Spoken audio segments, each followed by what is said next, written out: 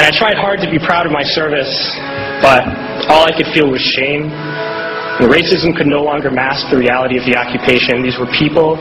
These were human beings. I've since been plagued by guilt anytime I see an elderly man, like the one who couldn't walk, who we rolled onto a stretcher and told the Iraqi police to take him away. I feel guilt anytime I see a mother with her children, like the one who cried hysterically and screamed that we are worse than Saddam as we forced her from her home. I feel guilt anytime I see a young girl, like the one I grabbed by the arm and dragged into the street. We were told we were fighting terrorists. The real terrorist was me, and the real terrorism is this occupation. Racism within the military has long been an important tool to justify the destruction and occupation of another country. It has long been used to justify the killing, subjugation, and torture of another people. Racism is a vital weapon employed by this government. It is a more important weapon than a rifle, a tank, a bomber, or a battleship. It is more destructive than an artillery shell, or a bunker buster, or a Tomahawk missile. While all those weapons are created and owned by this government, they are harmless without people willing to use them.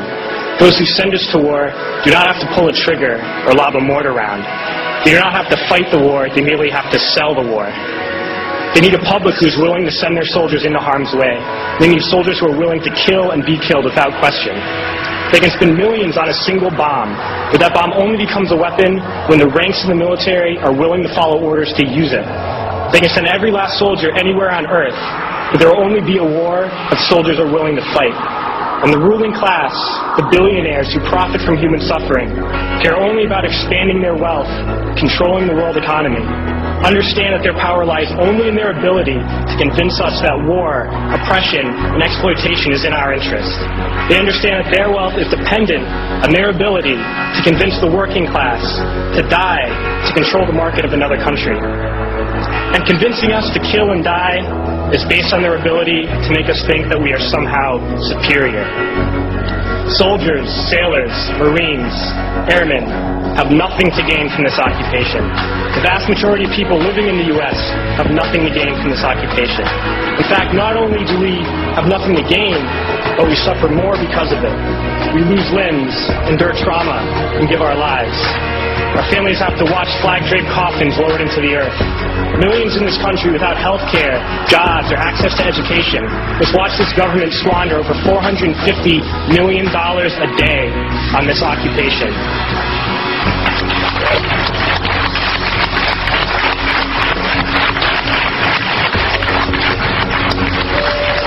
Poor and working people in this country are sent to kill poor and working people in another country to make the rich richer. And without racism, soldiers would realize that they have more in common with the Iraqi people than they do with the billionaires who send us to war.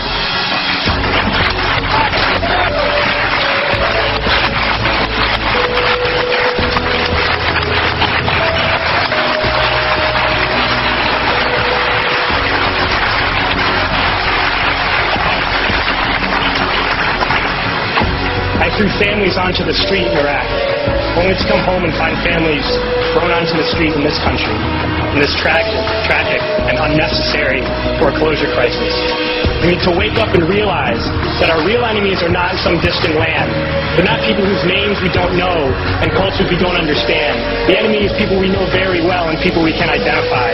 The enemy is a system that wages war when it's profitable. The enemy is the CEOs who lay us off from our jobs when it's profitable.